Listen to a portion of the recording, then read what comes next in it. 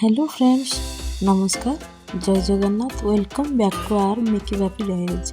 आशा करुँच आपण समस्ते भलरे थे। चलतु आज बनैबा छुई बेसर।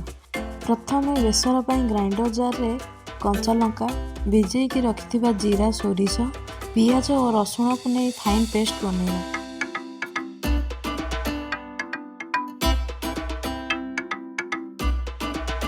तापर पैन गरम करी तेल देबा।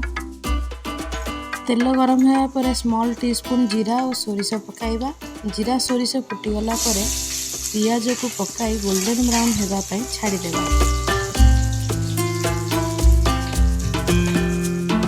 बेसर पर कटा जाइथिबा परिबा कखारू और बैगण को पकाई किछि समय भाजिबा।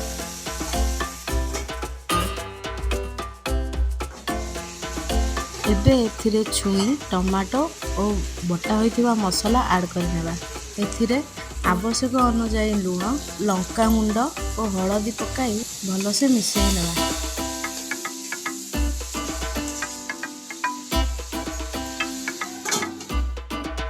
एबे आउ एक पैन रे तेल गरम करी बड़ी टिकु भलसे भाजी नेबा।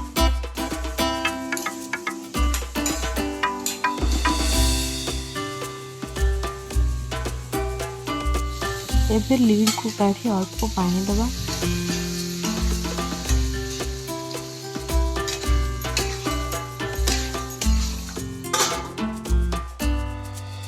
परिबा सब सिझीगला परे बड़ी को ऐड करिबा और किछि समय फुटिबा को देबा। एबे बनिगला आम छुई बेसर। जदि आपनको ये वीडियोटी भल लगी तेबे लाइक कमेंट शेयर और सब्सक्राइब करने को जमार भूलिबेनी। रहुची नमस्कार। पुणी देखा हबो आउ गोटे वीडियो रे।